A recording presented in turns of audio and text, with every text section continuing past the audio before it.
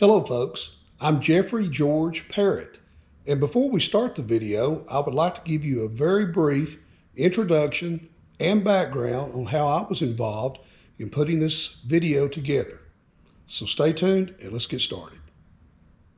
In the fall of 2022, I was contacted by the University of Tennessee, Knoxville Army ROTC Alumni program to put together a reenactment video of a heroic rescue that was done in 1968 by a gentleman by the name of Captain Larry Taylor. I had no idea who the person was. I was just a young boy back in 1968. As a matter of fact, I was 7 years old during that time. But I said, sure, I'd be glad to do this. So a group from the Army, ROTC at Knoxville, got together and gathered some information, pictures, videos, and various sound effects, and asked me to help them put this together.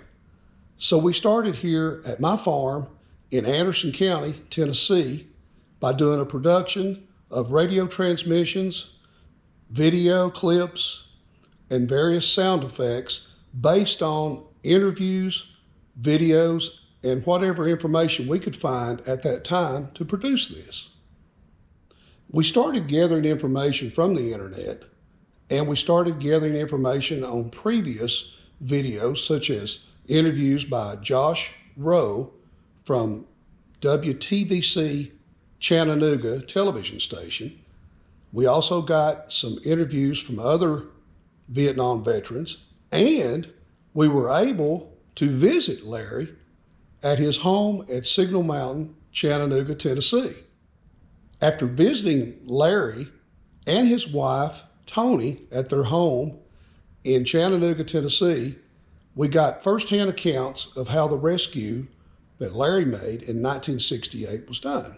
We took those notes with us and put it together with a storyboard and also a script and started our work. Little did I know that at that time, Larry has been under review to upgrade his Silver Star to a Medal of Honor. Well, I'm pleased to say that Larry actually will receive the Medal of Honor based on the phone call he got about a month ago from President Joe Biden, and Larry is going to the White House here in September to receive this prestigious award. He is a very deserving person for this, and we're very proud of him at the University of Tennessee as an alumni in the Army ROTC program. Based on interviews, existing videos that we had found, and other information, we compiled all of this into our reenactment video. I was able to help write a script along with other gentlemen from the Army ROTC program at the University of Tennessee, and we recorded radio transmissions, we recorded gunfire, helicopter sound effects, and those were all mixed right here in Anderson County at Parrott Brothers Studio by myself and with assistance from my brother, Paul Parrott. So enjoy the video and let's get started. Before we get started with the video, I would certainly like to give credit to all the people that were involved in this prestigious Medal of Honor award. That includes folks from the Pentagon. It includes General B.B. Bell and his efforts and his staff, Josh Rowe and his wonderful interviews and productions that we used on some of our videos, all the people involved. Dave Hill, which is one of the persons that Larry rescued during that time, and all of the other people behind the scene, all of our political folks and administrative folks to help make this happen. It's been a long time coming for a most deserved award for Larry Taylor. So without further ado, let's jump into the video and let me show you what we put together based on all of this information we gathered, and enjoy the video and we'll go from there. I'm Jeffrey George Parrott.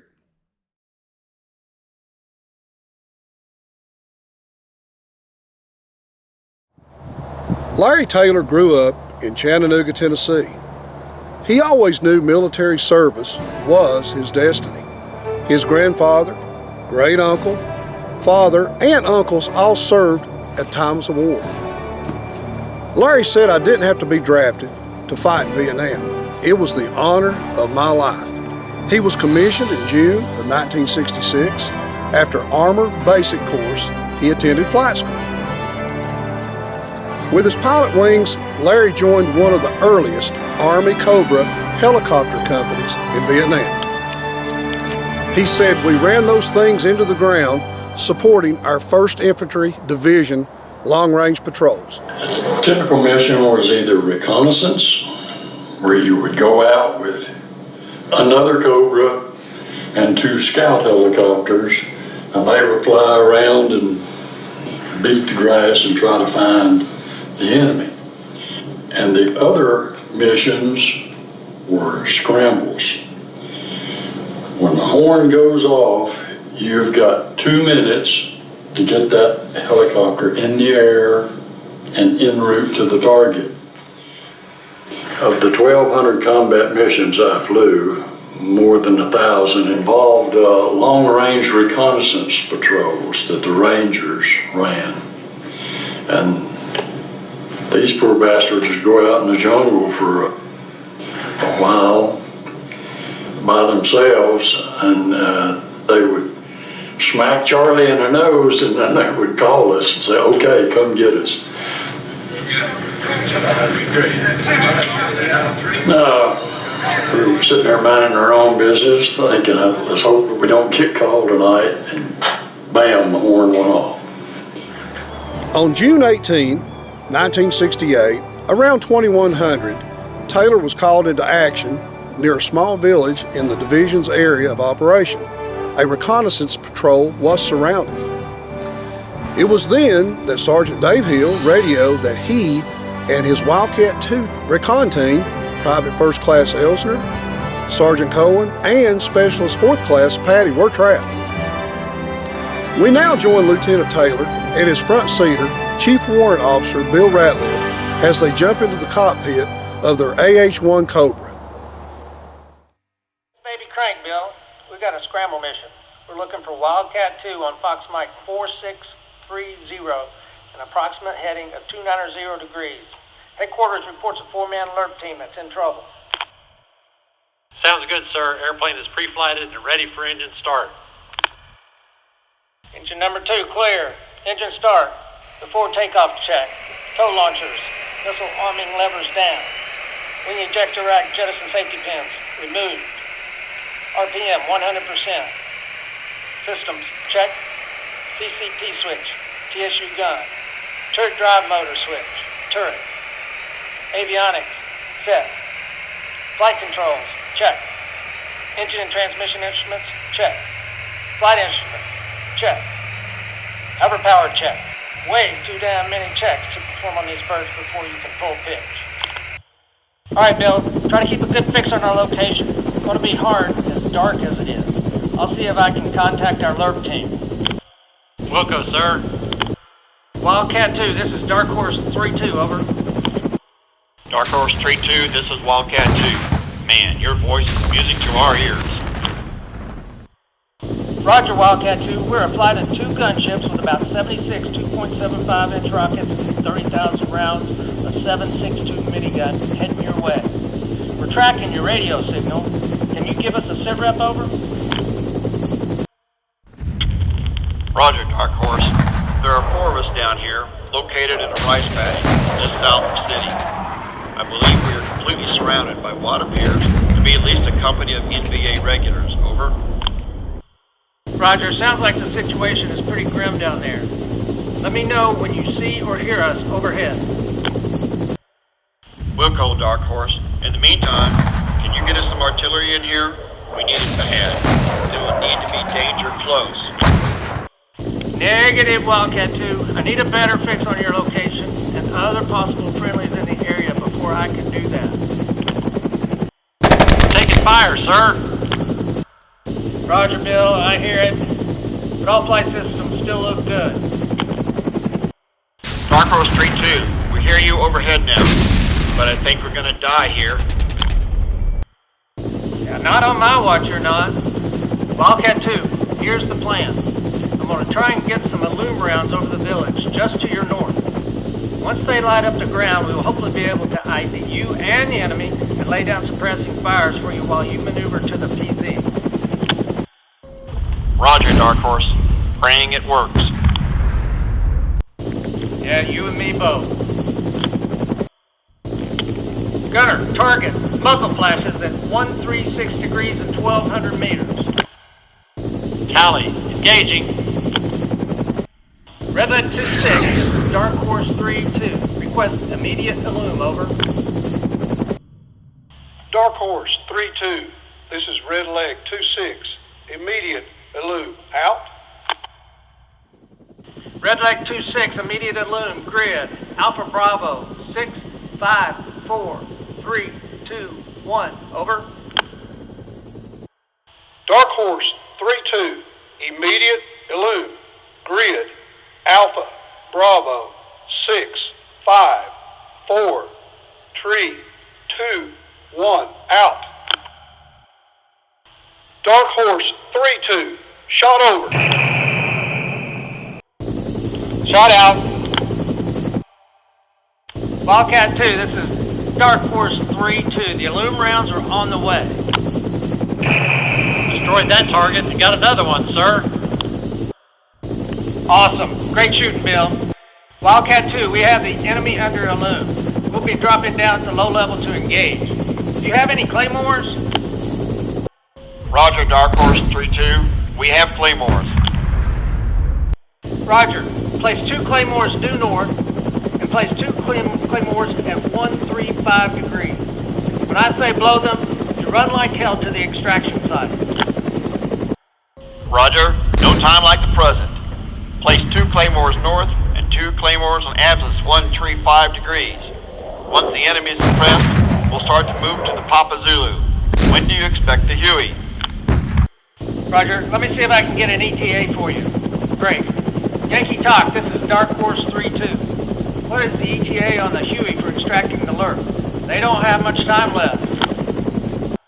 Dark Horse 3-2, this is Yankee Talk.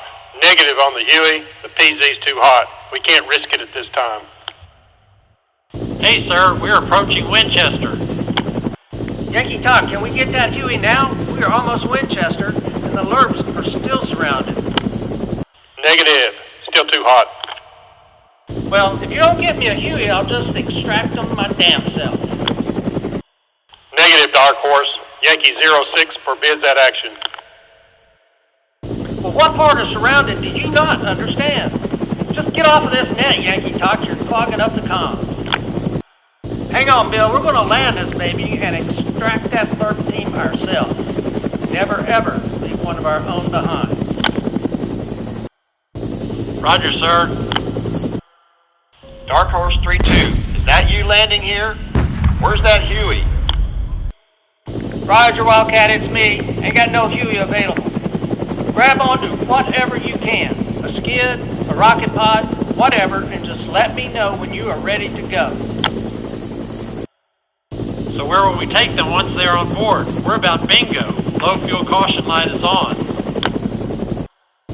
So you're telling me we only have 20 minutes of fuel for a 25-minute flight? That's correct, sir. I know. Let's take them to the water plant.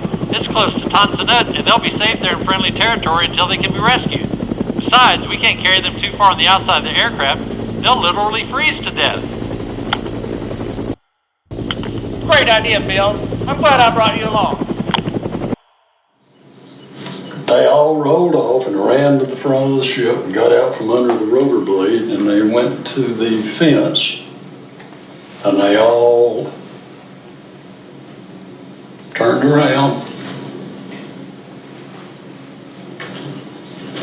which means we're okay, thank you. Larry Taylor saved 4 lives that night. They were dead, and they knew it. It's time now for America to recognize these efforts.